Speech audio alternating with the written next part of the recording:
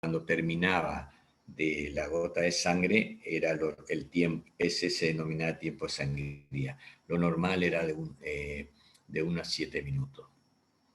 ¿Estamos?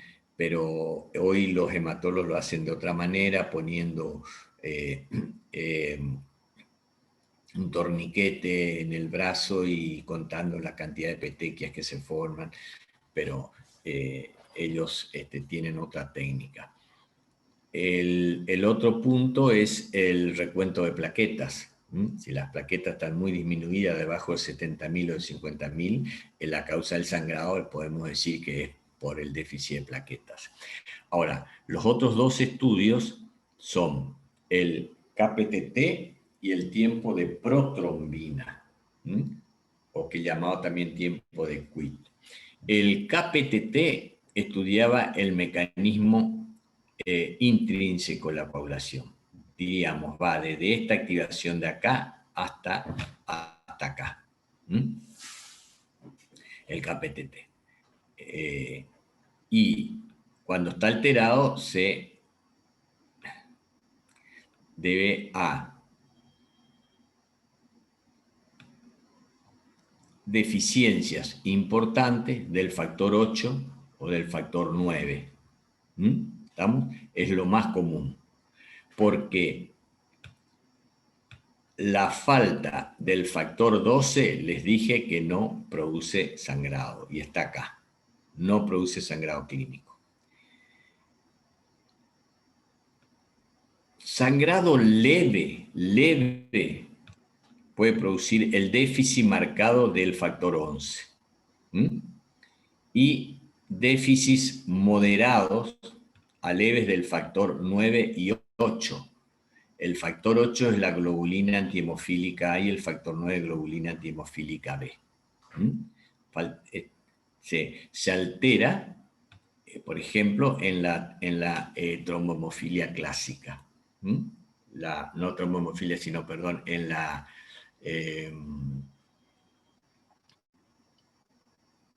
ya me va a venir el nombre de esta patología muy, muy frecuente, conocido por todos y que se transmite en forma familiar.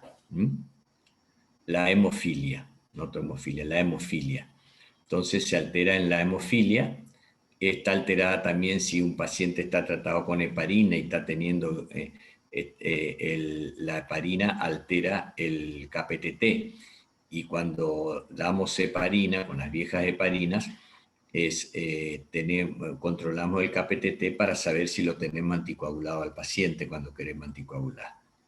Y controlamos con eso, que no esté poco anticoagulado, pero que tampoco esté en exceso, porque si está poco va a seguir formando trombo, una persona que requiere anticoagulación, porque forma trombos, y si está en exceso va a tener sangrado y va a ser peor el remedio que la enfermedad.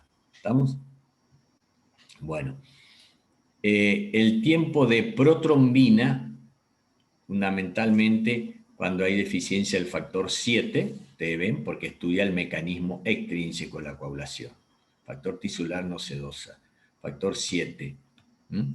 O déficit de vitamina K. Saben que la vitamina K produce factores 2, 7, 9 y 10. ¿Está? Y de todo eso, el que más, que vida media más corta tiene el factor 7, por eso es el que primero, la primer causa de sangrado cuando hay déficit de deficiencia de vitamina K. También cuando se está utilizando warfarina como anticoagulantes. Es decir, si a una persona se le está anticoagulando con heparina, lo controlo con el KPTT. Si se está anticoagulando por dicumarínicos o warfarina, lo controlo con el tiempo de protrombina. Entonces, si está tan normal el KPTT, normal el tiempo de sangría, normal las plaquetas y está alterado solamente el tiempo de protrombina, bueno, estas son las causas habitualmente. ¿Estamos?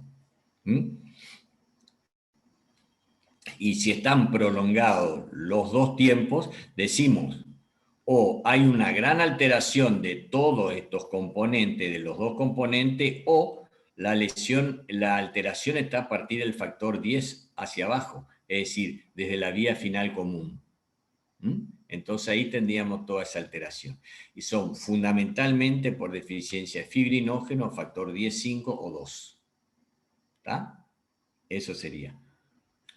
No por el factor, no por factor 7, porque es solamente acá, sino sería de aquí para acá la lesión. O porque haya un gran déficit de estos factores. Pero cuando están alterados esos dos, nosotros pensamos que la lesión está de acá para abajo. Ahora, si están prolongados, pero si la causa no es obvia en estos casos, no es obvio, se tiene que realizar el tiempo de trombina. Cuando está alterados los dos. Y no sabemos por cuál todavía. Entonces se tiene que hacer el tiempo de trombina. Si el tiempo de trombina está prolongado, la lesión está en el fibrinógeno, es decir, que hay déficit de fibrinógeno. Si el tiempo de trombina está normal, la lesión está en el factor 2, el 5 o el 10. Bueno, un segundo. Esperan porque voy a utilizar 15 minutos más ustedes, pero tengo que ver una cosita acá en el lugar donde estoy. Porque me esperan un segundito.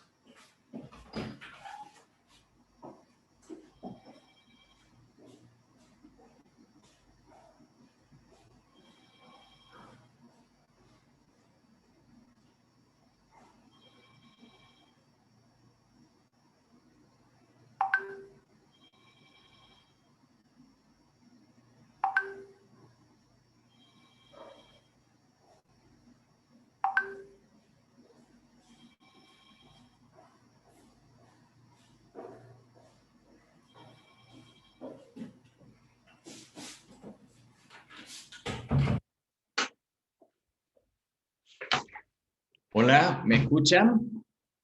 Hola, ¿me escuchan? Sí, doctor, se escucha. Sí, Doc, se escucha bien. Bueno, entonces tengo 15 minutos más, o sea, ya me aseguré que puedo estar 15 minutos más. Entonces, quiero algunas preguntas, qué cosas le parece bien, qué cosas no entienden, qué parte le entusiasma del tema, o también las críticas, porque me interesa que tengan muy bien todo el concepto de hemostasia y que conozcan, porque vamos a hablar mucho en fisiopatología respecto a esto. Y también cuando yo haga el seminario de inflamación, voy a mezclar todo esto con el mecanismo exclusivo que en realidad no es tan exclusivo, sino en la parte más propiamente dicha de inflamación que ustedes conocen hasta ahora o que la mayoría habla, yo lo voy a mezclar con la parte de coagulación, porque realmente eso existe. Y cómo ese conocimiento influye sobre el tratamiento de la enfermedad. ¿Estamos? Así que por eso tengo estos minutos y es importante, tal vez por algo sucede esto, que hayan estos problemas de actividad y entonces nosotros podamos asegurar bien los temas y afirmar bien los temas. Así que tengo tiempo para algunas preguntas porque después lo que yo les voy a transmitir de ácido base, que parece tan cuco, porque en realidad realmente es complejo, pero es muy interesante, yo necesito solamente 2 minutos, 3 minutos para eso. Y sin jactancia estoy diciendo esto. Bueno, escucho.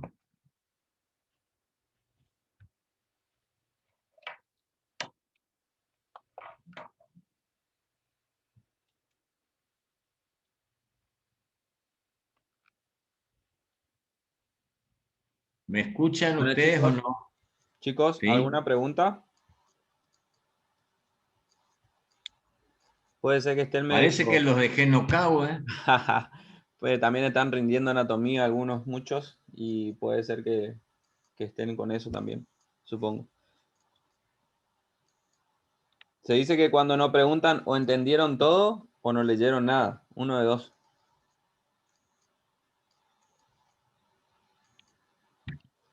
Ahí hay una pregunta, Doc, que dice, ¿podría repetir Bueno, dónde actúa la parece que warfarina? no hay. Bueno, Hay una pregunta la donde... warfarina actúa en la vía, actúa en la vía extrínseca, actúa inhibiendo los factores K dependientes, los factores de vitamina K, sobre todo vía extrínseca. Cuando uno está muy pasado, porque fíjense que 2 es vía final común, el factor 2. 7, mecanismo extrínseco. 2, 7, el 9 está dentro de lo que está, lo ve, lo lee el KPTT también. Y el 10 también es vía final común. Entonces, si está en exceso de producción, no solo va a prolongar el tiempo de protrombina, del cual es más exclusivo, también va a prolongar el KPTT. ¿Estamos? Porque toma también factores de la vía final común. Doctor, yo tengo una pregunta, digamos, con respecto al, usted dijo que el factor 5, cuando hay una deficiencia hepática, desciende, ¿no? Y eso va a disminuir la coagulación. Si nosotros queremos hacer un trasplante hepático, ¿tiene que ocupar heparina para aumentar la coagulación? ¿No me estoy equivocando? No, te estás equivocando grande. No te enojes, pero te digo grande para que sepa, la heparina es anticoagulante, entonces no puede usar heparina. Es decir, vos, como él le estás dando un salvavidas de plomo a la persona. O sea, la heparina es un anticoagulante fisiológico porque hay sustancias heparinoides en los vasos, ¿no? Para estar, y ese conocimiento fisiológico nosotros lo utilizamos como anticoagulante. La heparina. Y la heparina, ya que me nombraste la heparina, actúa en conjunción, o sea, mutuamente se amplifican la acción con la antitrombina. La heparina para actuar necesita la antitrombina del organismo. Si una persona tiene consumido, tiene poca antitrombina, la heparina actúa muy poco. ¿Estamos? Pero generalmente no ocurre ese problema. ¿Viste? Pero la heparina aumenta muchísimo la actividad de la antitrombina. Es el mecanismo. No, obviamente un paciente con severa insuficiencia hepática se le está dando además factores para que no, a ver, para utilizar un término vulgar y ustedes entiendan, para que no se desangre, porque no solo está cesando todas las alteraciones de la función hepática, sino que además de las funciones hepáticas por ahí conocidas, va a estar ictérico por la bilirrubina, etcétera, etcétera, pero también va a tener sangrado. Y entonces ya se le está dando aporte, se le están dando los factores bien purificados, transfundiéndole solamente factores, o si no hay factores se le transfunde plasma de una persona normal. El plasma tiene los factores procoagulantes, se lo ayuda con eso. Y el dosaje de factor 5 indica que el nivel de falla hepática es para trasplante, aunque sea agudo, porque no se puede esperar una probable recuperación porque es factible que no le va a dar el tiempo.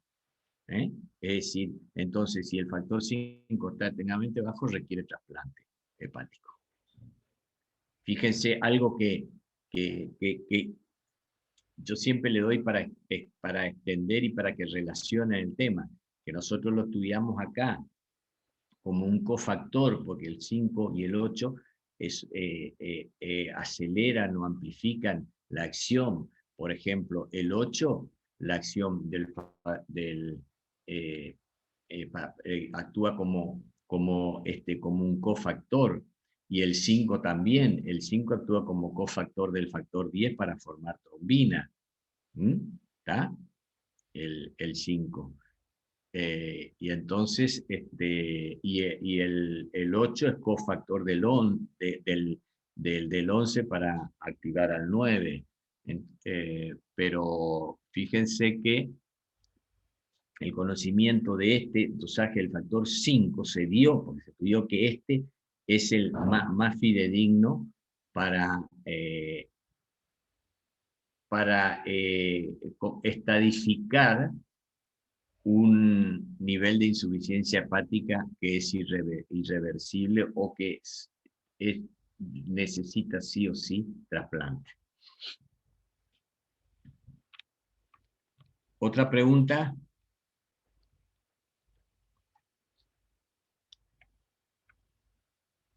Bueno, si no hay otra pregunta, vamos a pasar al otro tema.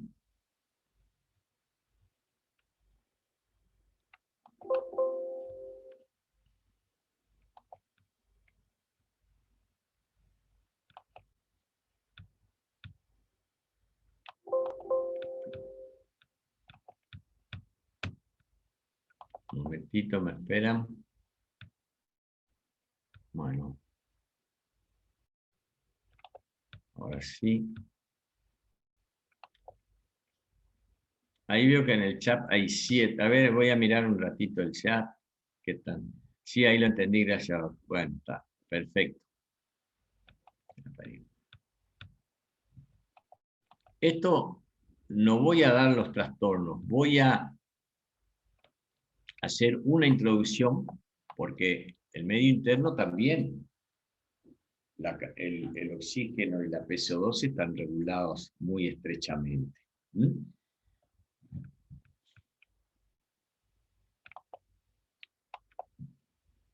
Yo lo resumo siempre así cuando empiezo a explicar el tema de pH, que para muchos es tabú.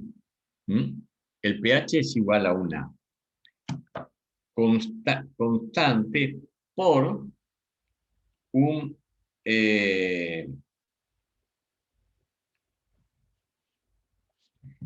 me esperan un cachito que me están diciendo, me están llamando acá. Un momentito, ya estoy con ustedes.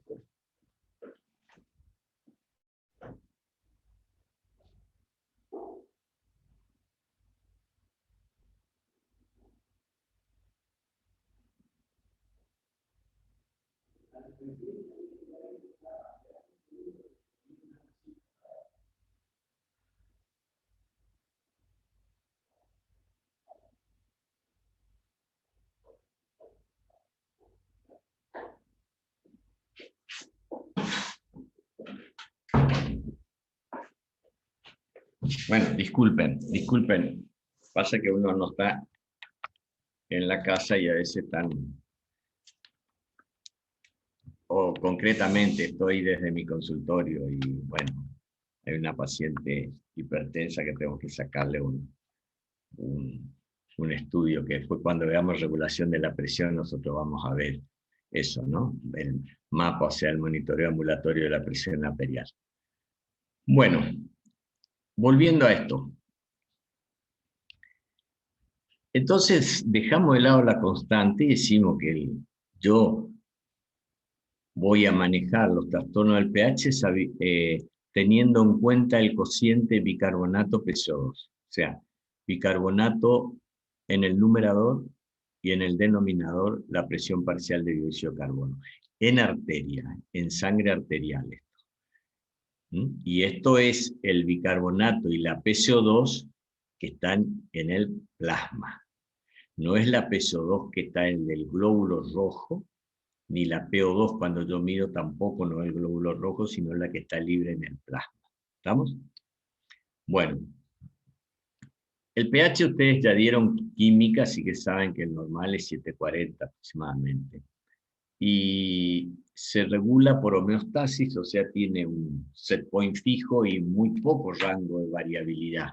Fíjense que compatible con la vida, es un pH entre 6,80 y 7,80. Eso es compatible con la vida. O sea que no pueden haber grandes variaciones de pH. No hay vida con grandes variaciones de pH. Y tanto la PCO2, el bicarbonato como la PCO2 se están regulando mutuamente. Se regulan mutuamente. ¿Qué significa? Primero, tener el concepto que si este numerador bicarbonato sobre PCO2 aumenta o está aumentado, hay exceso de bases.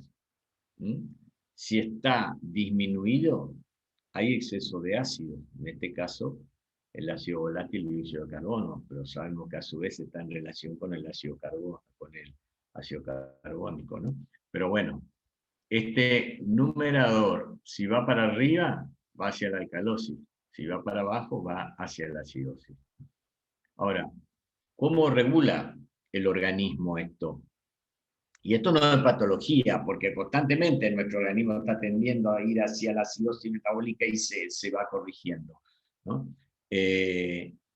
Si de pronto el bicarbonato baja, que es lo que sucede, lo que va sucediendo del metabolismo celular, se va formando ácido y el bicarbonato tiende a bajar, o baja un poco, y el pH, perdón, quiero decir, tiende a bajar cuando hay menos bicarbonato. Pero ¿qué hace el organismo para evitar que haya una acidosis importante? Hiperventila, si aumenta la ventilación, esto baja la PCO2, que es un ácido volátil, pero un ácido. Entonces, si el organismo está perdiendo, que es acá arriba, está perdiendo bicarbonato, o está consumiendo bicarbonato, va a ir hacia la acidosis, quiere decir que está perdiendo bases. Entonces, si está perdiendo bases, el aparato respiratorio o el sistema respiratorio lo que hace es perder más ácido para tener un equilibrio. ¿Se entiende?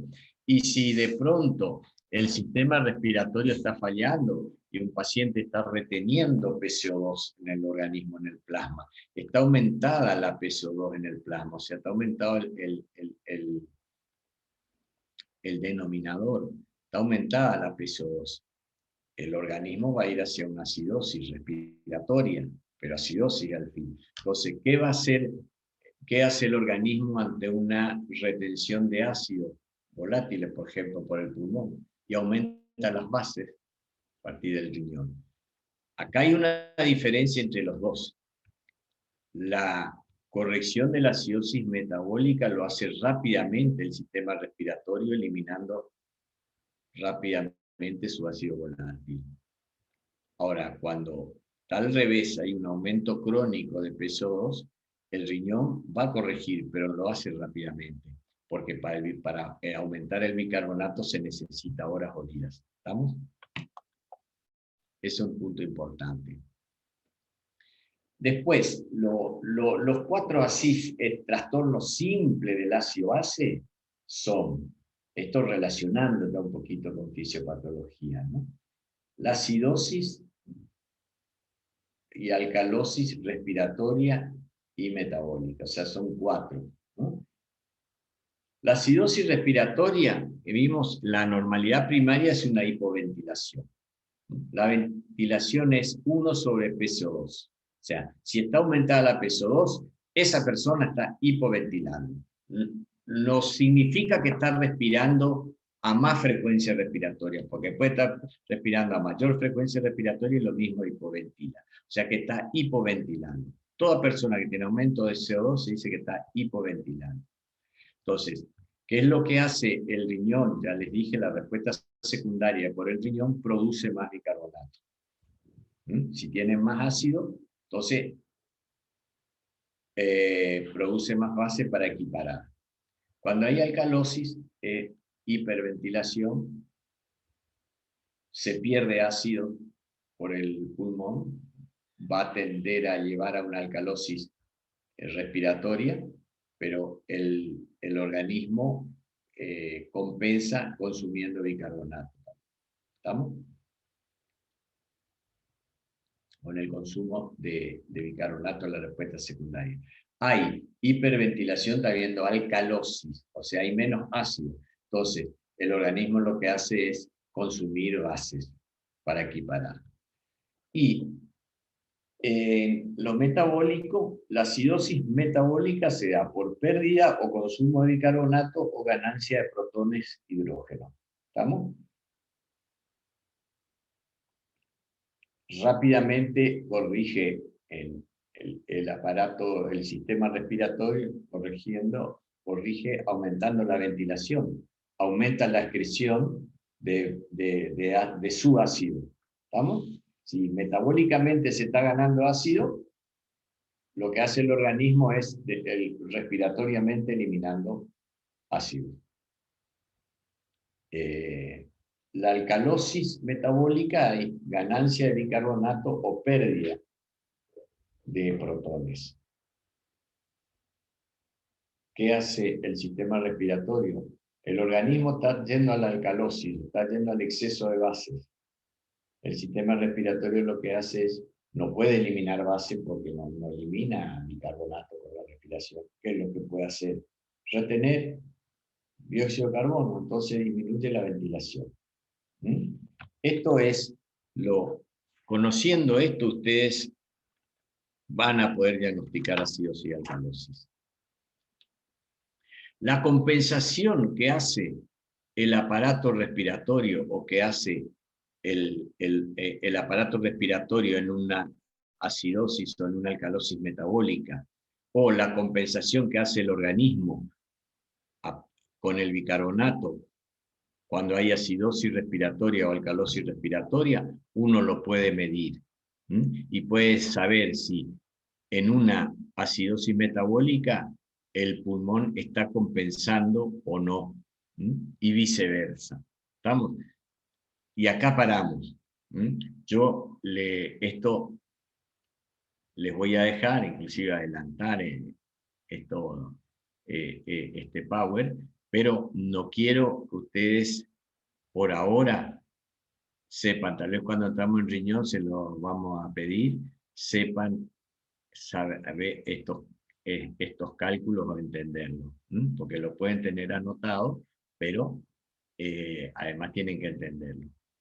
Es simplemente para mostrarlo, para provocarlos en el interés, porque esto yo le estoy mostrando la fisiología y dándole una mirada a la patología para que ustedes puedan saber de la importancia de la fisiología, que no es solo conocer el funcionamiento de los órganos, sino saber e interrelacionar qué pasa, por ejemplo, en una acidosis metabólica, por qué el aparato respiratorio está disminuyendo su dióxido de carbono.